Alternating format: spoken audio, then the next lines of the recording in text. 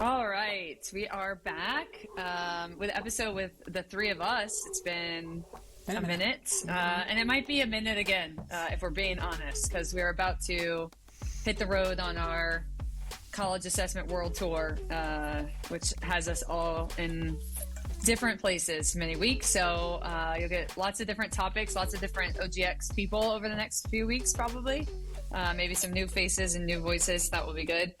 For everyone to kind of hear. Next week is going to be a hitting week, so get excited about that. We don't get to do that very often, but yeah, we're prepping, hunkering down for our tour of universities.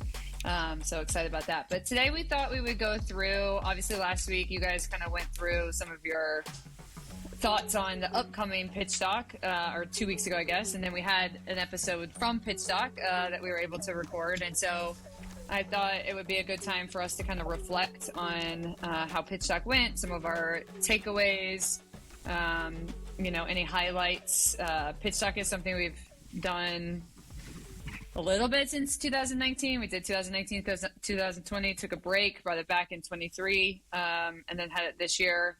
Obviously, the last 2 years have been a little bigger, a little more conference-y-like, a little more bells and whistles, so that has been fun. But each year I think has brought, different things to the pitching community. So, excited to kind of, reflect on it. So I guess maybe first,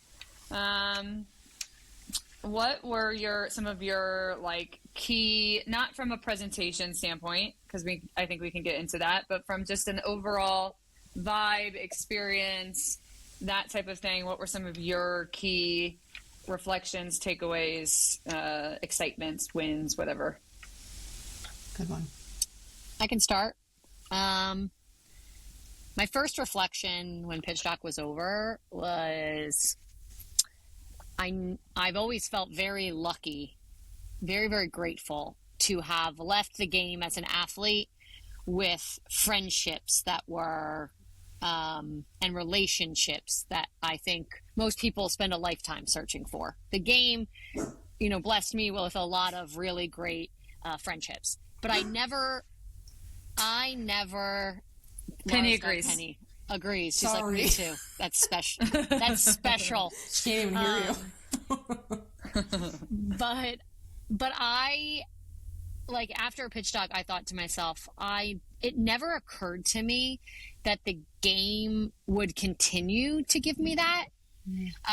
It would continue to give me relationships, and it's different, obviously. They're centered around professional relationships, but I often kind of sit in a spot where coaches are sharing a lot with me. In consulting, it's vulnerable because they're trying to dig for coaching. It's more than a job. It's something they're super passionate about. Their heart is, they're wearing their heart on their sleeve. And I do feel as if, through a variety of relationships, not always just through consulting, but that I have been able to build. Pitchstock felt really special because it's a lot of those relationships in one room, and you don't get to do that a lot. Like in regular life, you think all the time, like weddings or when people come together that are like, a part of your core circle. And beyond obviously just the OGX team, who obviously is very special to me personally as well, it felt like this next bubble of relationships that we've been able to, that we as a whole and I've been able to create. And I don't know, I just felt like, thank you, softball. Like I kind of, not to be like, dear softball in a very generic, here's my letter to it. But I did really reflect on that. Like these people, I feel like my most authentic version of myself in front of them. I connect with them. It feels as if we could have been like cousins or sisters, like our souls are so similar. It's very rare in life to feel like you can sit with people and really feel like that. And the game just keeps like dishing those relationships out. So I really felt a sense of like gratitude for that. And I don't think I really like reflected on it quite like that until after Pitchstock.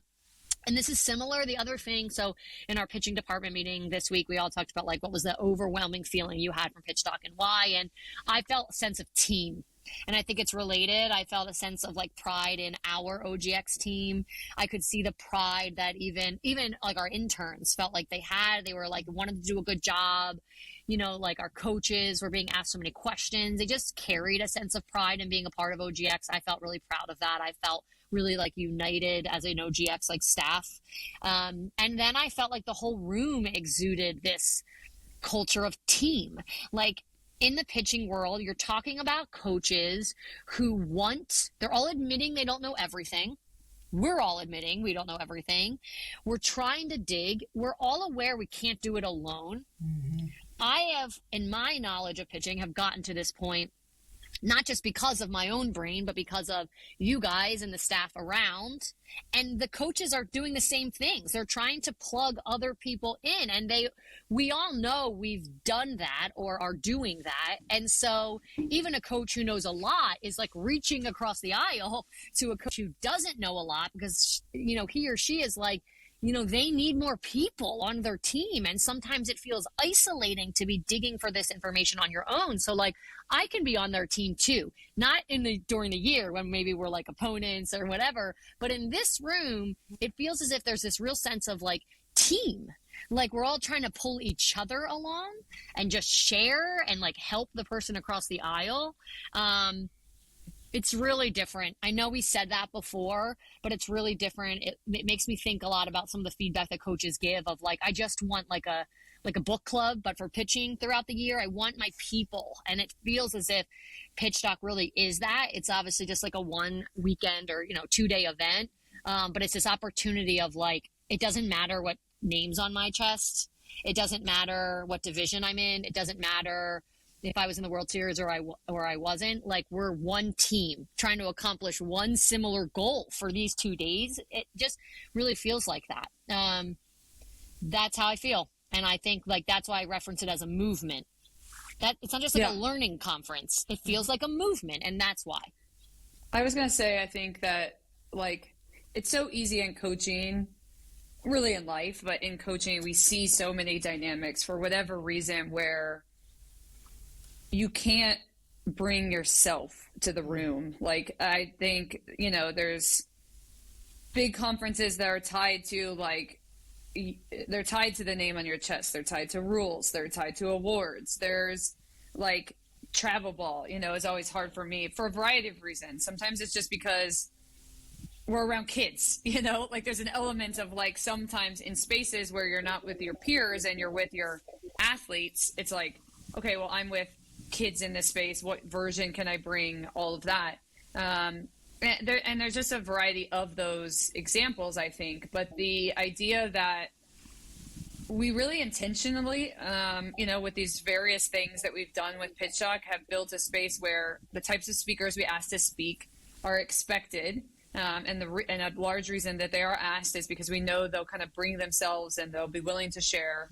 We don't I mentioned this at the beginning of Pitchstock because it is different, but I don't read bios when we announce the coaches. Like we don't have name tags that say, this is the division I am in. Like it's really not like that and not made to be like that. And I think the intentionality of it allows the space to feel, people raised their hands and said whatever they wanted. There was a space to just be totally authentic and feel really comfortable in it, and everyone was going back and forth with that. And I just don't think we create very many environments like that in life, probably generally, but certainly not in coaching. I don't think that you feel that level of comfort very many places. So that's probably what I would say, like 100%. I keep referencing, there's an example, but Marissa Young spoke on head coach, pitching coach roles, and by the end, people were raising their hand asking, like, how do you balance between coaching third and going in the dugout? Where do you sit in the dugout? Who sits around you? How do you direct people? It's like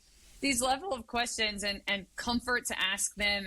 And she shared, and they like, you just don't get the ability to sit and ask those questions unless it's like your bud that you text, So to have that level of, comfort that everyone had where, on one hand, we're talking UNO lab and super high level data and things like that. And on the other, there's a comfort level of just saying, like, I tried this with this kid and it failed, and everyone was kind of talking about things. Like, it definitely was special from that standpoint. And I think to your point, Ashley, whether, I don't know if these are people who are going to be like invited to our, kids' birthday parties necessarily, but they are people who for 2 days you feel extremely, extremely comfortable to just be totally yourself and be around. And that, I think, is something that's like really, really special about how it's been building over time and what it looks like now.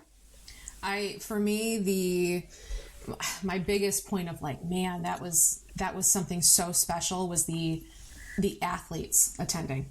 To have some of our own pitchers who were like, I'm signing up for Pitchstock. Fantastic. I love it. Even though they hear all of this stuff to a certain level consistently from us, but to have the insight into the college coaches, to have that vulnerability of the college coaches sharing that, how they approach things, what they look for, their learning process, like to have pitchers in the room virtually or not, whatever version it was.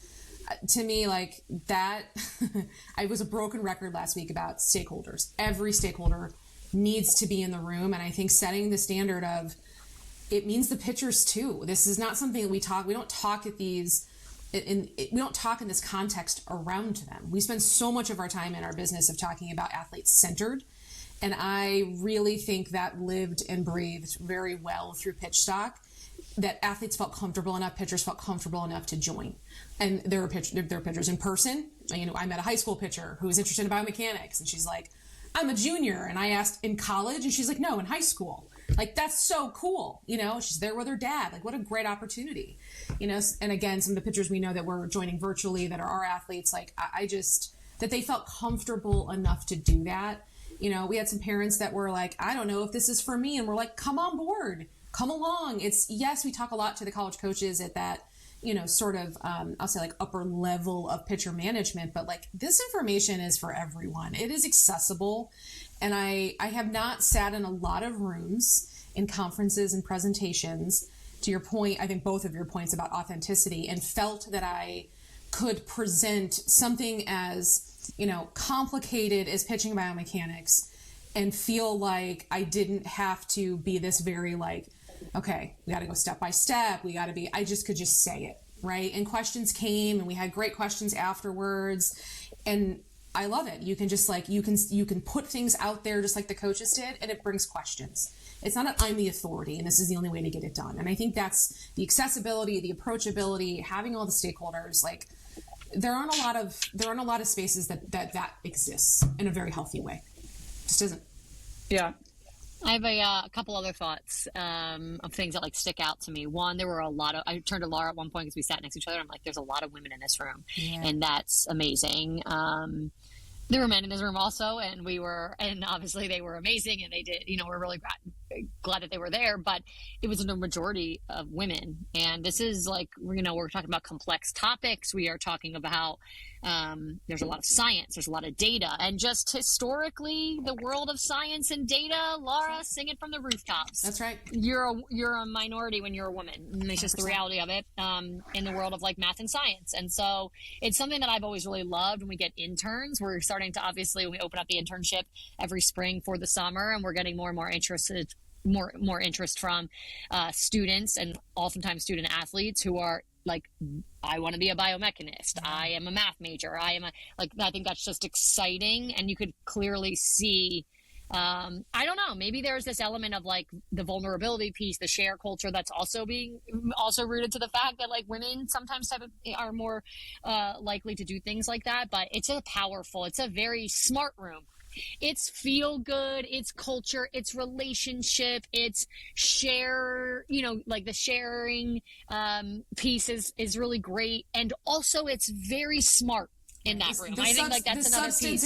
The substance ain't slacking off in that environment by any means. Right. It's a very smart room. And the questions are thoughtful. And it's a lot of women doing it, driving the boat. And I think that's something special. That's probably something to highlight.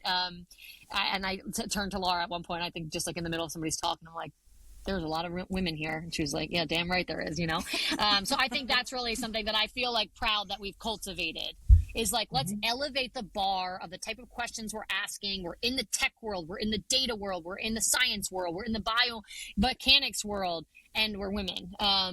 And so I think that's an important statement to make. And I don't think Pitchstock is like going for that. It's just kind of like a side piece of it, but it's one to be damn proud of, I'd say. I have another highlight. I think I had some like, you know, every once in a while something really hits me because, as everyone knows, my soul's like on my forehead half the time. But moments that I felt like kind of emotional were when Laura and Jordan, when they both gave their talks. And here's why. I just felt like a sense of like, I don't know, almost like an outer body experience, I guess, in watching both of you. One was after Laura's talk. Laura, I think that this is not a like, let's make sure everyone in this podcast feels really good. This is genuinely coming from my soul. But I think you grossly underestimate, because you're often in the room with us and we're all, you know, always like, the bar just keeps raising every time you even come close to it, you know? But I think you wildly underestimate your ability to take like biomechanics and keep coaches, like them understanding it, interested in it, like feeling like this is exciting, like creating passion around biomechanics. Like, there aren't many people that would put the word passion and biomechanics in the same sentence, especially if they're coaches. Like, there aren't many people. And you, like, I would say after that talk, like the whole room crowded around you. At one point I like stood on a table to get an aerial shot of like Laura. It's as if someone from like Hollywood walked in the door, and like everyone was around. Just like the questions were infinite. The interest was through the roof. And I'm like, I mean, it's not just the fact that people are excited about it. Let's not forget that the topic was biomechanics, and we're showing like skeletons and force plates. Like, this is really complicated stuff. It's hard to digest. There's often this world in coaching where it's like, well, what can I do with that? And somehow it's so obvious what you can do with that whenever it's presented through your lens. And I think that's just like, there's some real magic in that, that I don't know a single other person on the planet who is able to present it like that. And so, yeah, that was amazing. That was a moment for me when I stood on that table and took a picture. I felt like the heaviness in my soul, like in my heart, of like, man, this is what I'm going to remember. And also Jordan. Jordan obviously spent a long time with us, and, you know, unfortunately she started with us at a time where we were just like the total cluster. And so like her job was to like follow me for 3 years. I'm like, Godspeed, man. I hope you get something out of this, you know? But we loved her and appreciated her so much. And I had such a lack of organization when she was there. And I don't know, we spent a lot of time together and like learning pitching, and I learned about pitching, and she like sat there and watched me learn a lot about pitching, you know, like we learned about pitching together. And it just was like a really special thing to see her close out the conference with her talk. I thought her talk it was amazing to watch her up there as like, this is someone that's, you know, people want to learn from. Her former college coach commented on like, this is an amazing moment for me as your like former coach to be asking you. What a cool thing. And I think the topic was just like so relatable. And I'm like, wow, after I thought about the environment that Jordan was in with us and how probably nutso and chaotic it was, yet her presentation, it was so clear. It was so simple in a way that, I mean, like very beautifully done, very simple. It was so relatable. It probably had some of the most questions outside of everyone circling you, you know, Laura, like I think people really got that talk and needed that talk. Yeah, that was a moment for me where I'm just like, I felt for both of you in those moments, I was just like, you're a damn rock star, you know? And it just felt like special to me because I know this journey that we've been on in pitching has been like messy and crazy to kind of figure this all out. So I thought those were really good, watching like our own people, you know, Krista, you and I have obviously for so long, it's like the two of us doing all the shit we wanted to do and the stuff we didn't want to do, you know, like, and then you just build and you build. And to now see that obviously a long time ago to build more people, but those people are like the rock stars out there. It's pretty special. It's pretty special. So I think that was more of a personal thing. I'm not so sure other people in the conference would have taken the thing the same way, but worth sharing because, yeah, it felt pretty powerful to me. Well, and I think it's just a testament, I think, from the Jordan standpoint. I think there's the element that's personal of like, we saw her personal growth. I'm pretty sure that like when she first came for us, she was like, if I ever had to present, I would barf and never be able to do it. And at the beginning of asking her to do this talk, she was a little unsure, and I was like, you know, people want to hear from you, and I think this is really a stage that you should do. So there's the personal growth of Jordan that we're just so proud of and has been amazing, but there's this element that our game has always just thought of who fills coaching roles in a very traditional way. It's the people who had these storied careers. It's, you know, part of the initial reason for Pitchstock was not because we didn't think there was anything to learn from these amazing people, but the same presenters spoke every year about the same things. And this element of wanting to branch out from that really sparked not just Pitchstock, but what we've grown and build and put on the pitching side and on every side. And so I think to see at this point, really this year was like the most dramatic version of it, with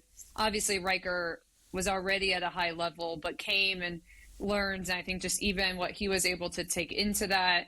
And, you know, I know Marissa had such a storied career, but her journey of how she's doing pitching is different, you know, and bringing other people into it. And I just think that this is really the first time you could sit back and think like, okay, now we're talking, you know, we're opening, and not on the full scale probably yet. We're not quite there, but we're either expecting the existing people to learn and grow, or we're willing to think a little differently about who would fill roles like this and who would come into this and not be put off by the idea that Jordan was coming from OGX for the past 3 years, not be put off by the idea that she hadn't had a Power 5 job before she went there. Like, and look at how much impact she was able to have on that stage. And I think, you know, already, and she's just beginning. So I think it really was, I think that does apply to everyone. I think this element of that is a sign that we're growing, which is so positive, that the pool is getting larger of people that can come into roles and leadership roles and high level coaching roles. And I think that's a really, really good sign for where, you know, the growth that we've been trying to push on the pitching side and the game is that we're able to do that. It's not there yet, but Pitchstock was the, you know, starting to show, I think, where we can take it. So I agree with you. I think that was super special to see. This would be a huge fumble if I didn't say this. I said this directly to Paige. Paige had to follow you, which is a tough act to follow, right? I mean, that's a tough act to follow. And the bravest thing that was said all day on Thursday, and I told Paige this, was her statement of, I have realized that what worked for me does not work for my pitchers. That statement alone was the bravest thing I have ever heard a coach say on a stage like that.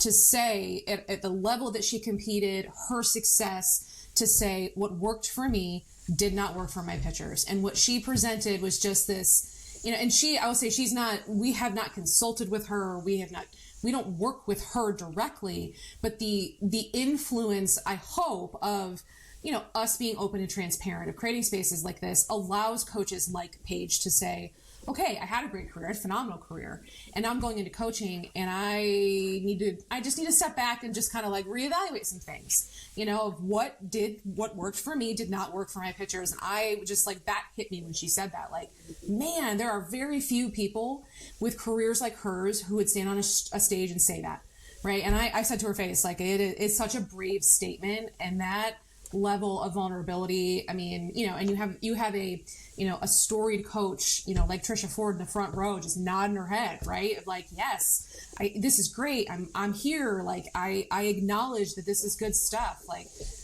that was a big one. That was a big one. Yeah, that's cool. On that, I think maybe let's transition to some of our thoughts on the presentations and maybe some key takeaways. I have two, I think. One is, this is a theme and not a certain presentation, but from a theme standpoint, I think it was very cool, and I hope this continues to happen, that you could see this like continuation from last year. So it's like last year we sat and we were like, we're doing the UNO lab, here's the presentation. And this year we were able to show, like, here's the lab, here's some of the work that's already come out of it, here's where we're going with that. We were like, we need in-game data. And this year we were able to present on some of the in-game data. And I just think like this growth and continuation was so special to see that we were able to really build off of the conversations last year. And it wasn't stagnant, which I think is so awesome and important and really what we've tried to push. And it wasn't just us it was growing, but obviously for us to get in game data, we had to pull it from somewhere. Like, I think that was really exciting. So that's overall. My biggest one, I think, was Marissa Young's. I just thought she didn't have to share, she could have just gone up there and said some really low level, low hanging fruit type of things, and everyone would have been like, that was amazing. And I think just what her willingness to share graphs that she uses, to show practice plans that she uses, the detail that she put in there and was willing to share, and a role that maybe is different because she's at a high level in a Power 5, but isn't different from what so many people are in that room where they're trying to juggle different hats and try to see that. I thought it was really incredible. And I think people were obviously taking pictures of her screen, and really it was just very vulnerable, very willing to share. And she didn't have to do that. She really didn't have to do that. She could have just rode on her own successes. So that was one for me that was really big. Yeah, I'm going to second that one. To me, Marissa's like Superwoman. I think that's the best way I can explain it. I texted her this when they got into the World Series. I said it to her again. We were at Pitchstock, but just from a standpoint of when you talk about juggling, she's the head coach of a program that's been around for, 7-8 years only. She is the pitching coach, which is that alone. We're talking about juggling in just those two roles, but obviously, she is a mom and she is a wife, and her family comes with a lot of challenges right now because of her husband's health. And I think just talk about juggle. It's a level of juggling that it's incomprehensible. And she always appears so poised and professional and together, that it feels a little bit like it's superhuman, and so I think it's really inspiring. I think she just as a person is really inspiring. And then I agree with you, Krista. I think that I really love seeing, it's kind of part of what you said about Paige, Laura, is that, Paige has never done even consulting with us. We knew she was not going to share, let me show you the OGX way. Right? Which is also a great way, by the way, right? But we know that player development is not a single way. It's so complicated. There's so many things to think of. There's so many pieces of it. There's so many different ways to deliver it. So Paige presented on the things she has learned about player development through us and some through other avenues, and how she's done it. And I think that was really great. We knew obviously she was not just going to talk about our stuff, obviously Riker was going to, obviously Jordan was going to, they came from inside of OGX, but we knew that about Paige. We were embracing that, let's see what she's got, what she's doing. And in a lot of ways, Marissa, she obviously has worked with us for years, but she has different systems that she has built. They're not just a system that we've handed over to her. And they were detailed. I chart this, I map this. This is what it spits out. This is what it tells us, as Krista's referencing. And I thought people love that because it's just it's an Excel sheet. It's a Google sheet, people were taking pictures of it because it was I can do that. Mm-hmm. I can do that. That didn't seem overwhelming. And even when we show our dashboards, little do they know it's also a Google sheet. But it doesn't appear it doesn't look like I can do that. I can put a trend through velocity, right? There was something so it was so X's and O's. It showed how much information she could get out of it. I thought it was just incredibly useful for coaches. So I would agree with that. I would say also, Trisha did not give a talk. She was up on the panel. If this question is, let's talk about a presentation, or let's talk about maybe something we could even do to make next year even better, we have to convince her obviously to do a talk. We'll do the slides for her or something, because I know she hates to I'll write have your to spend the presentation time. for you, Trisha, I promise. Yeah, and it's not just because, we connect with her so much and we love and appreciate her and have worked with her so closely. She is one of the smartest people I've ever worked with. And so she has so much to share. She does things so well. She's so inquisitive. She asks so many questions. There's a reason why, obviously, when she's sitting up there on the panel, people are directing questions to her. Obviously, she sits at a kind of an elite level. Yeah, hold on, I'm getting interrupted. You have a dog, mine, kid. School's not in session yet, so. And so she sits at an elite level. She connects. She's like, people want to be in conversation with her. She makes you feel so comfortable. She allows you to be yourself. She is so clearly herself. But she is smart as hell. And she is like, every single thing that goes on underneath of the umbrella of her program is thoughtful and calculated and has people on it digging for things. Like, she has so much to share. And so the little bit that she did share on the panel, I think people just love. They can't get enough of. But definitely something that I think would elevate it is if we get her to actually get up there and give that a presentation. I have to interrupt really quick, Laura, before you get your answer. And not to give Marissa's secrets away, but I sat behind her during the thing. And the way she takes notes, I was like watching. It's so interesting. So she had a running document going. And if she like took a picture of a presentation, she instantly airdropped it and put it in the document. And so it was just like any notes she thought to write down, any pictures she took, they all were in this like living document. I was obsessed with watching it because I was like, ooh, that is really good, because it's like you go back to presentations, you're like looking at the pictures you took on your phone, and if she thought it was important enough to take a picture, it went in the document.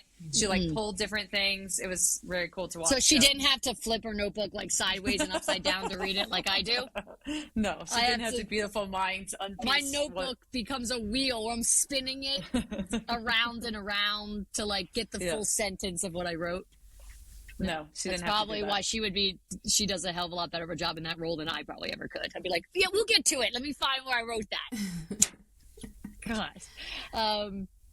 Yeah, it's a really powerful 2 days. I think that's like, in summary, it's just like, we keep saying it, but it's like, it's something different. Mm-hmm. It's something different. These are people you feel really like you want to be around them. You feel inspired being around them. There's like electricity when multiple people like that are then in the same room, kind of giving each other their energy, sharing, wanting to build something, wanting to talk. Yeah, it's really, really cool. After, like, we had dinner that night, and I watched a lot of coaches like sharing and just kind of like shooting the shit back and forth a little bit. And like, I'm like, the share culture, some of these are in the same conference, and their share culture is so like, it just went right through into their personal conversations, into like, what do you think about this kid? Are you going to go after that kid? What about this recruit? Do you think this? Do you really think that pitch is that good? Like, it was just like talking with your buds. I think that's what Krista said. Like, you don't do that unless you're like, you text your bud. And I felt like we were all texting our buds, you know, in a way that was like professional, appropriate, and really like smart. It was cool. You know, I always say, like, leading up to it, I'm like, oh my gosh, why do we do this? This is way too much. Why are we doing this? And then it's literally like 12 hours later, you're like, this is the best. I'm so glad we're doing it, you know? Can we plan for next year already?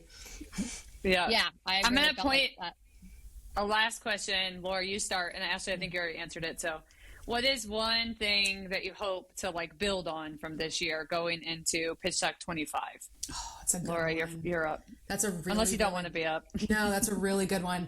I already, because you guys know how my brain works, I've already mapped out a athletic trainer specific CEU event the day before, you know, bonus if you stay. Oh, I thought you were going to say you were about to share your presentation for next year already. You're like, give me 1 second. Can I share my screen? I've already No, but I kept thinking every time Chelsea said, man, I have like 8 papers now I want to write. That's kind of how I felt. It was like, wow, that's this way and this way and this way. Anyway, I already in my brain, I'm like, okay, we've got to get the clinicians in the room. We've got to get the strength coaches in the room. And I'm already thinking about like, can we provide a carrot for them with continuing ed that then keeps them in the room with the coaches? Like, that is what I'm really like, UNO doesn't know this, but I'm going to go to them for this because they have the ability to do that. I, work with James on doing something for strength and conditioning, give them their own, I'll say silo for a day, but bring them right back in the conversation because like, it's a performance team. It's a team, right? That's what has made all of this that we do so special, is that it's a team and it's multiple perspectives and lenses. And, my biggest like theme for the presentations was systems. I loved that every coach talked about systems in some way, personal systems they've created. Jordan's example of taking our systems and making them hers, simplifying them, knowing what she could tackle, not making them overwhelming, starting low tech. Between the other stakeholders in the room that I would like to, particularly address, but the systems piece, I'm like, that's what's transferable. It's not this drill or this magic thing. It's the systems. And I think like that is just that's a huge takeaway for me, and what I really look forward to talking about next year is how people's systems have evolved.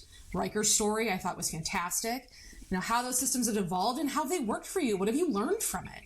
We joke all the time, like you can't show up to work for us if you don't know how to fail.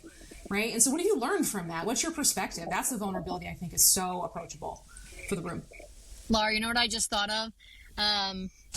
Yeah, I totally agree. The theme was systems, and that's amazing because where data doesn't work is when it doesn't get put into a system. So I love that. Mm-hmm. Then the next thought I had inside my brain was, what if we asked NFCA to change the drills topic to systems. Right. Yeah. And like make it, I like it. Yeah. Like feel like jazzy, like jazz hands, So it's like, now we know, like you cross out drills, like that ain't working. Mm-hmm. Newsflash, the drill ain't working, right. But systems is the new NFCA. That would be awesome. Yeah. My thoughts, and no one would show up. This is a good bridge into my probably improvement, which I talked about a little bit in our sort of like we recorded a recap with Paul, but I think that we were still missing some stakeholders in the room. I think obviously Laura's pointing to strength coaches and ATs, and I think that's right. But I think from my standpoint, it's hard not to have some governing body conversation. I think that we are, talking about college level things and data and performance and all of these things, but in almost every conversation, I have hurt pitchers. Is pitch count something we should do? Like, why do we throw a 12-inch ball? Like, there's these conversations. And I think some of the feedback we got was like, we want more applicability to the youth. And I don't know that we'll quite go there or, that's really the room for it with like, what should youth training look like? But it's definitely the room for how should our environments be evolving to keep growing pitching from quantity, from performance, from all of the things we're talking about. We can't only get those kids. Like there's one conversation of when we get the kids at the collegiate and hopefully continuing to grow professional level and how we maximize them and what we do. But, a lot of that conversation is because of the systems and things that came under it and because of also some of the issues in that level and rules and where can we show in-game data? How can we share in-game data all the way to should we have pitch counts and what are the rules and what balls are we throwing? So really a call to action for the USSSA's Alliance, PGF, NFCA. Like I really think that having some stakeholders from that in that room listening to the colleges, because it's not going to get done just from the governing bodies and it's not going to just get done from the colleges. And I think pitching is such a key part of those conversations because it's at the root of some things that we just haven't talked about or regulated or understood or whatever. And so I think that piece felt absent to me. I think this idea of like, we kind of threw these, like Chelsea had these surveys and pain and we kind of threw this stuff into the room, but then it was like, yeah, but what the hell am I supposed to do with this? And I think being able to have those stakeholders, in addition to the tech companies who were more present this year, be there of like, what is the solution? What is the tech we would need to do this? What is the rules we would need to do this? Like, can we start really talking about that?